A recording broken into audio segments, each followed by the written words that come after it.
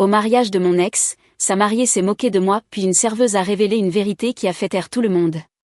J'étais assise au fond de la salle de réception quand la mariée a levé sa coupe de champagne et a dit « Je l'ai sauvée de cette femme brisée ». Les gens ont ri. Ils ont vraiment ri. Certains ont trinqué. D'autres ont hoché la tête, souriant comme si elle venait de livrer la meilleure plaisanterie de la soirée.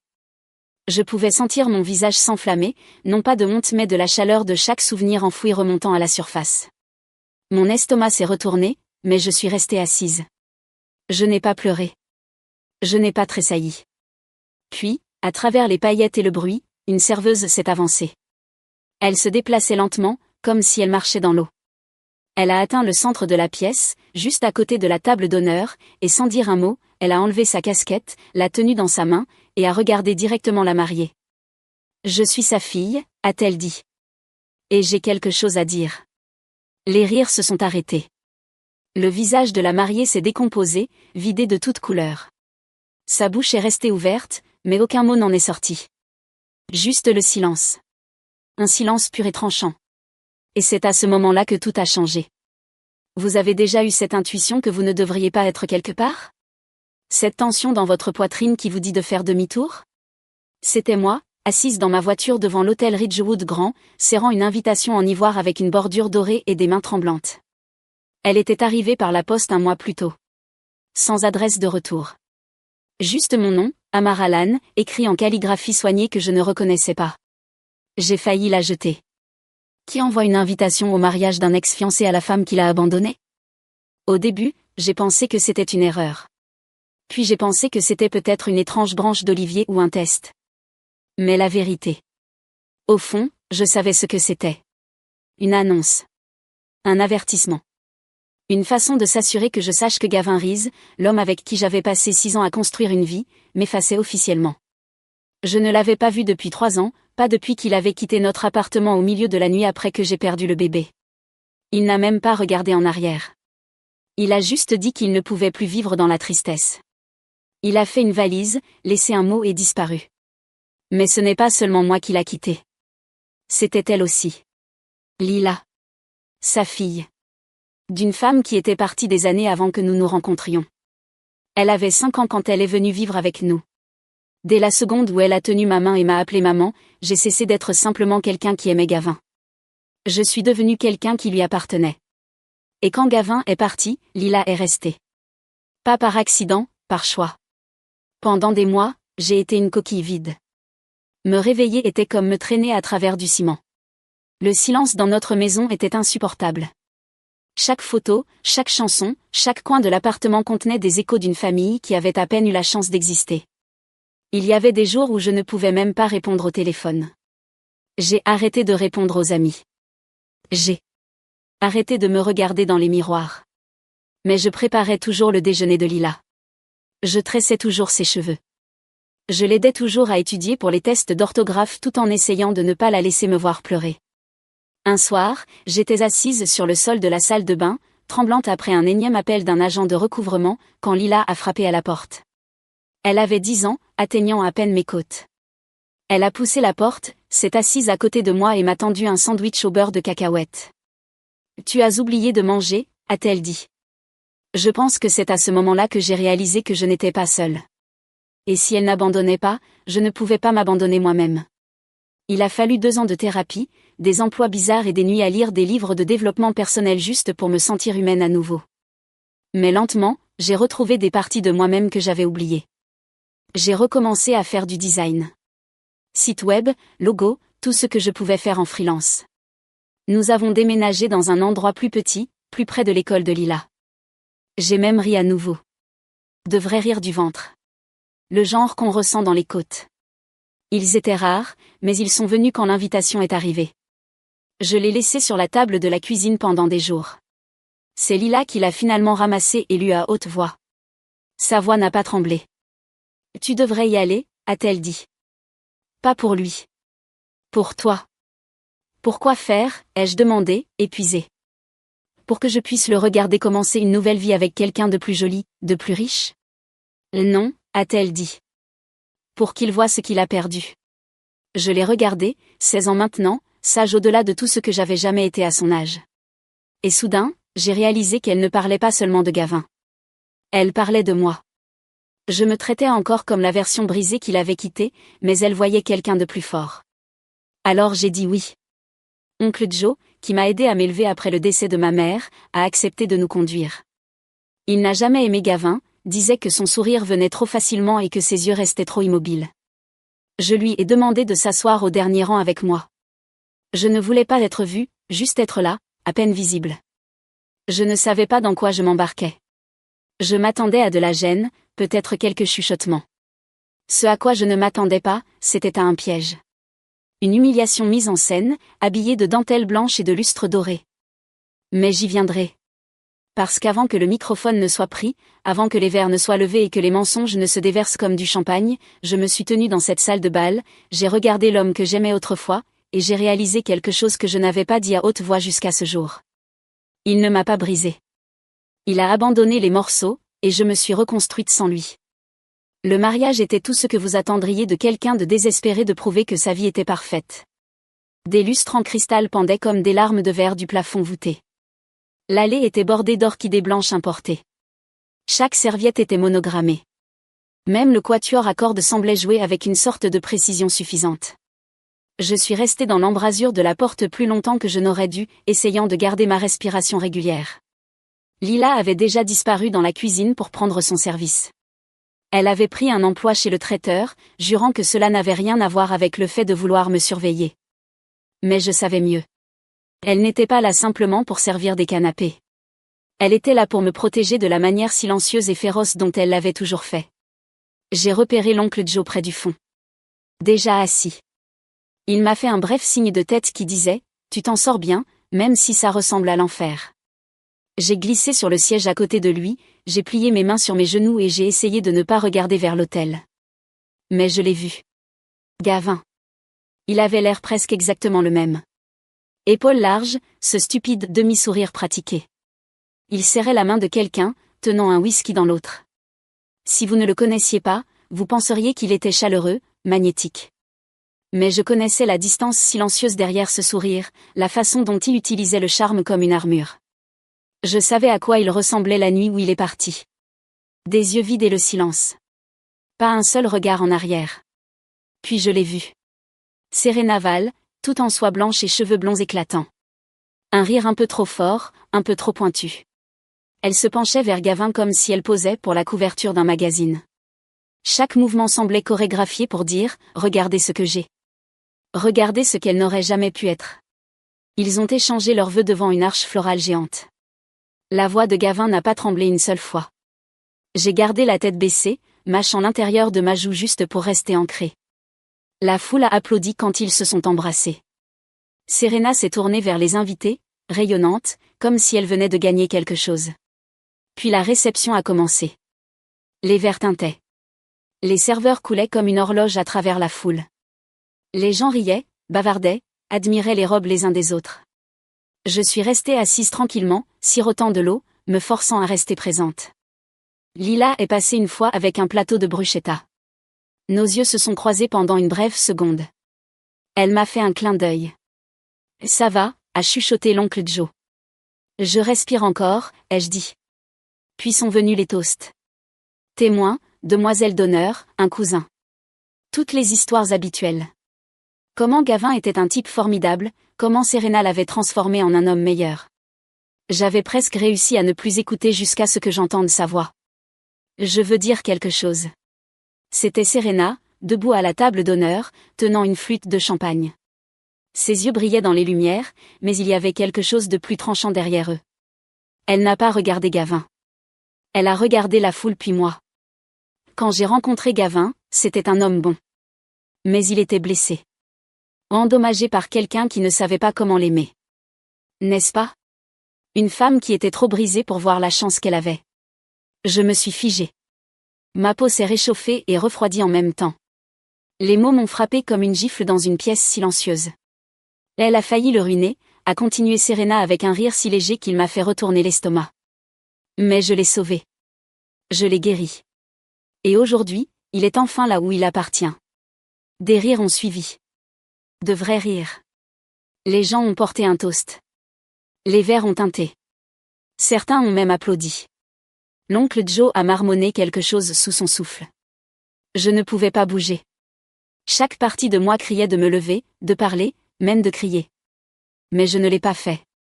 J'ai juste fixé du regard cette femme qui ne savait rien des nuits où j'avais tenu la main de Gavin pendant qu'il pleurait d'avoir perdu la garde de Lila. Rien des matins où je me levais tôt pour écrire des lettres de motivation pour sa recherche d'emploi. Rien de la photo d'échographie que j'avais enterrée au fond de mon tiroir, celle que je n'avais jamais pu encadrer. Elle ne l'avait pas sauvée. Elle était simplement arrivée après qu'il ait déjà fui. Et c'est alors que j'ai remarqué le mouvement près de la cuisine. Une des serveuses avait arrêté de marcher. Elle fixait directement Serena, sa mâchoire serrée, les poings serrés. C'était Lila. Elle s'est avancée, tremblante mais stable, et a commencé à marcher à travers les tables, passant les verres qui tintaient, directement vers le micro. J'ai regardé ses épaules monter et descendre. Puis elle a enlevé sa casquette de serveuse, l'a tenue dans sa main, et a dit d'une voix plus forte que je ne l'avais jamais entendue d'elle, « Je suis sa fille et j'ai quelque chose à dire. » La salle est tombée dans un silence de mort, et j'ai su à ce moment-là que la soirée était loin d'être terminée. Je suis sa fille et j'ai quelque chose à dire.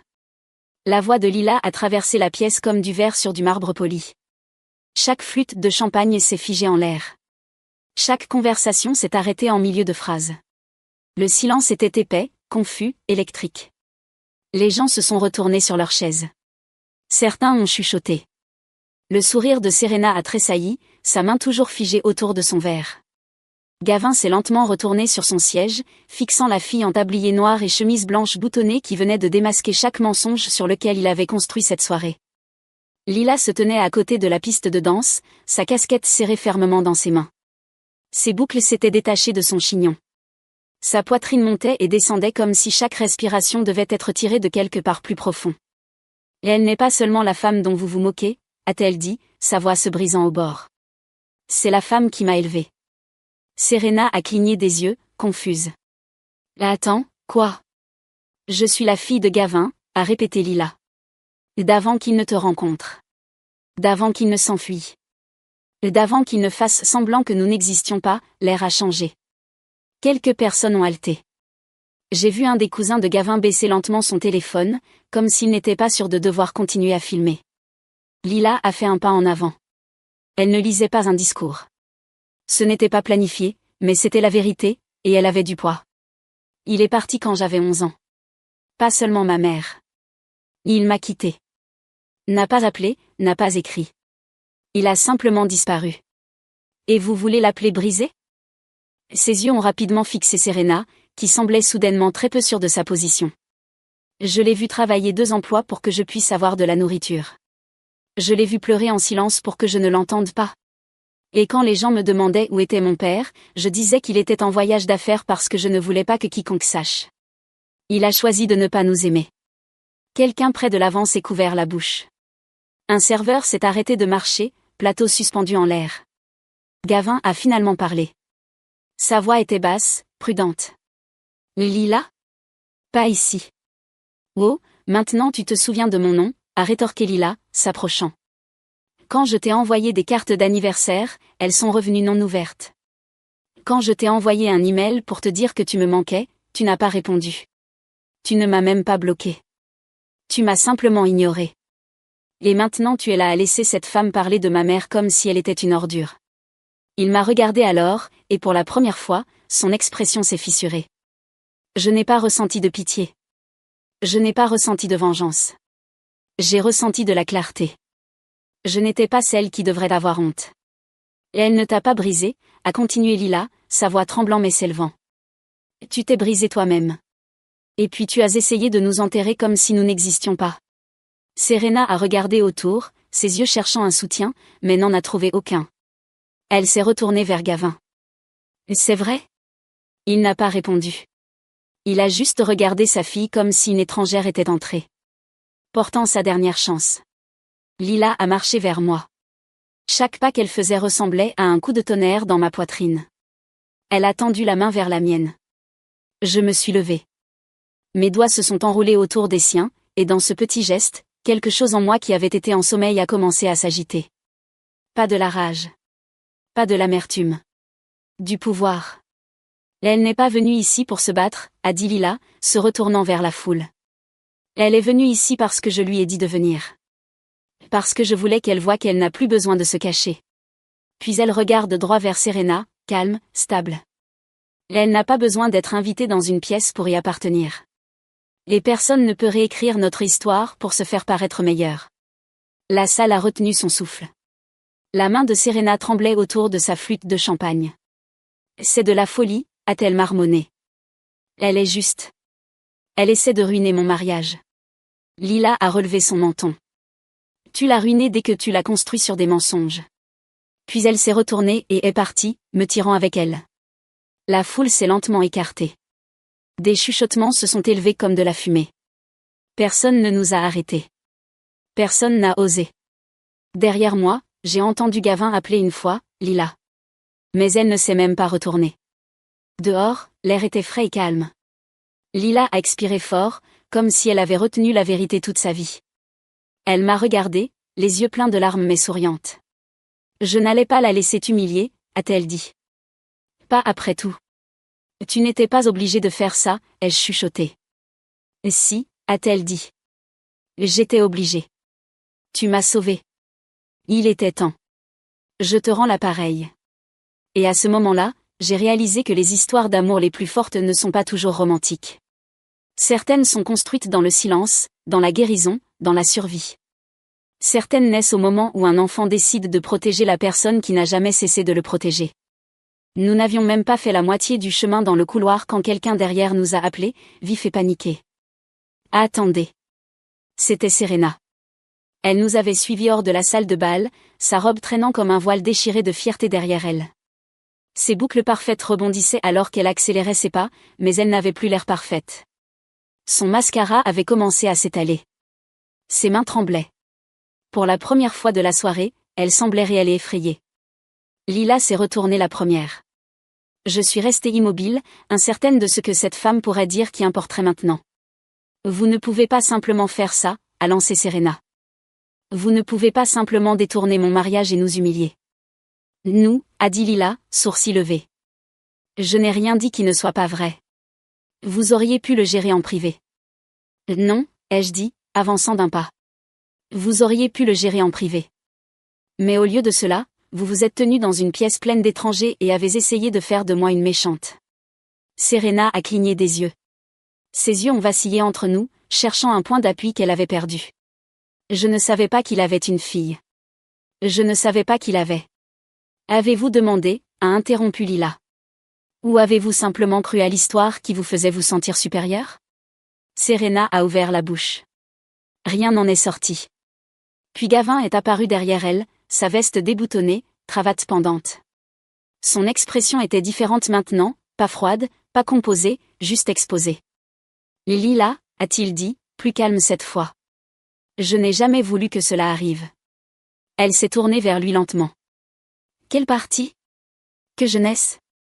Que tu m'abandonnes? Ou que tu regardes quelqu'un d'autre m'élever pendant que tu disparaissais? Il a tressailli. Je pensais te protéger, a-t-il marmonné. Tu pensais que disparaître était une protection? Il m'a regardé alors, le premier contact visuel direct depuis notre arrivée. J'étais brisée, Amara, a-t-il dit.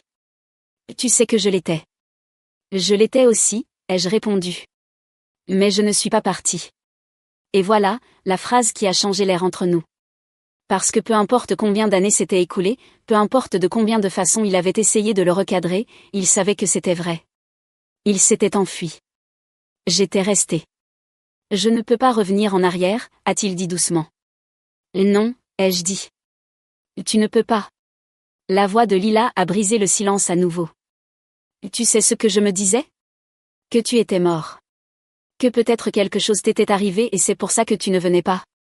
Parce que la vérité, que tu étais vivant et que tu t'en fichais simplement, était pire. La bouche de Gavin s'est ouverte, puis s'est refermée. Il a regardé le sol, ses pieds, la trace des choix qu'il avait essayé d'oublier. Et puis quelque chose s'est produit que je n'attendais pas. Lila a fait un pas en avant. Elle n'a pas crié. Elle n'a pas couru. Elle l'a simplement regardé dans les yeux et a dit, « Je te pardonne ». Il a levé les yeux, surpris. « Pas pour toi », a-t-elle dit. « Pour moi. Parce que porter ton absence a été épuisant. J'en ai fini. Il a avalé difficilement, hochant une fois la tête, les yeux vitreux. Tu es incroyable, tu sais ça? Elle a souri, douce et triste. Je sais. C'est elle qui m'a rendu ainsi. Elle m'a pointé du doigt. Et ce moment, ce simple geste, était plus fort que n'importe quel lâcher de micro. C'était la vérité, mise à nu sans paillettes, sans vin, sans sourire forcé. Juste une fille choisissant sa mère devant l'homme qui les avait toutes les deux quittées. Serena a reculé, les bras croisés. Et maintenant? Vous partez simplement et prétendez que vous n'avez pas gâché la soirée? Lila a incliné la tête. Tu l'as gâchée au moment où tu as essayé de la construire sur des mensonges. Et j'ai ajouté, si tu voulais une histoire parfaite, tu aurais dû choisir quelqu'un qui n'avait rien à cacher. Nous sommes passés devant eux, sortant dans la nuit. Le ciel était vaste et profond au-dessus de nous, des nuages étirés comme du coton tiré. Il avait commencé à bruiner, mais aucun de nous ne s'en souciait. Le genre de tempête que nous venions d'affronter ne pouvait pas être mesuré par la météo. L'oncle Joe attendait près de la voiture. Il nous a regardés, puis Gavin, toujours figé à l'entrée, et a lentement hoché la tête. Je suppose que c'est ce qu'on appelle un moment fort. Lila a ri, et je me suis jointe à elle. Ce n'était pas amer. Ce n'était pas forcé. C'était réel. À ce moment-là, je me suis sentie légère. Pas parce que quelque chose avait été réparé. Pas parce que Gavin avait finalement compris ce qu'il avait perdu, mais parce que je savais qui j'étais et Lila savait qui elle était. Et maintenant tout le monde le savait aussi. Le lendemain matin, les gros titres ont commencé à se répandre. Pas dans les tabloïds ou les journaux, mais de la façon dont ces choses se déplacent maintenant. Des clips silencieux sur TikTok. Des images de mariages granuleuses postées anonymement. De courtes vidéos intitulées « Une serveuse fait taire l'insulte de la mariée avec un discours épique ». Je ne les ai pas regardées. Je n'en avais pas besoin. Je l'avais vécu. Des gens m'ont envoyé des messages. Des amis dont je n'avais pas eu de nouvelles depuis des années. Certains se sont excusés d'avoir perdu contact quand les choses se sont effondrées. D'autres ont simplement dit « Tu as été si courageuse ». Mais le plus drôle, c'est que je ne me sentais pas courageuse. Pas vraiment. Pas sous les projecteurs, pas quand Serena s'est moquée de moi, et même pas quand Lila s'est levée et a dit la vérité. Je me sentais comme quelqu'un qui avait finalement arrêté d'essayer de disparaître. Gavin n'a jamais donné suite. Pas d'appel téléphonique, pas d'excuses, pas de dernier effort pour s'expliquer. Je pense qu'il savait qu'il n'y avait plus rien à expliquer. Son histoire était écrite dans le silence qui a suivi son absence. Et nous avions fini de la lire. Le nom de Serena est apparu dans les cercles de commérage pendant une semaine ou deux, suffisamment pour qu'il soit clair qu'elle était devenue la risée de sa propre fête. J'ai entendu de quelqu'un au lieu de réception qu'elle avait quitté la réception tôt et n'était jamais revenue pour le départ en lune de miel. Apparemment, elle avait déménagé dans le mois. Qu'ils se soient séparés ou qu'ils soient restés ensemble, je m'en fichais. Parce que cette histoire n'a jamais vraiment été à propos d'eux. C'était à propos de nous. Moi et Lila, et ce que nous sommes devenus quand les personnes qui étaient censées nous protéger sont parties. Après cette nuit-là, quelque chose a changé dans notre maison. C'était silencieux mais puissant. Lila était différente. Plus forte. Elle marchait plus droite. Elle ne s'excusait pas d'occuper de l'espace. Je l'ai surprise à pratiquer son discours dans le miroir un soir. Pas par vanité, mais par préparation. Elle m'a dit qu'elle pensait à lancer un podcast pour les filles qui pensent qu'elles n'ont pas de voix, a-t-elle dit. Et moi? J'ai aussi commencé quelque chose. J'avais toujours eu peur de parler publiquement de ce qui s'était passé. Il y a de la honte à être abandonné. Les gens vous regardent comme si vous étiez contagieuse. Comme si votre douleur était un avertissement. Mais après le mariage, j'ai réalisé quelque chose. Je n'étais pas faible parce que j'étais brisée. J'étais forte parce que je m'étais reconstruite. Alors j'ai recommencé à écrire. D'abord juste des notes, puis des essais. J'en ai envoyé un à un blog parental. Il a été publié. Les commentaires ont afflué. Des mères, des filles, des femmes que je n'avais jamais rencontrées, toutes disant la même chose. Merci d'avoir dit ce que je ne pouvais pas dire à haute voix. Cela s'est transformé en un blog, puis en un petit groupe communautaire. Quelques mois plus tard, j'ai enregistré une organisation à but non lucratif, le Second Fil, un espace pour les femmes en guérison d'abandon, de divorce, d'abus émotionnels. Nous organisons des cercles, offrons des conseils, les aidons à écrire leurs histoires, littéralement et figurativement. Je ne m'attendais pas à ce que cela devienne ce que c'est devenu. Je voulais juste offrir aux femmes un espace où le silence n'était pas la seule option. Mais la partie la plus puissante de tout cela n'était pas la clôture publique. C'était un moment calme dans notre cuisine un soir de janvier. Je faisais la vaisselle. Lila était assise au comptoir, feuilletant son carnet, les jambes se balançant du tabouret.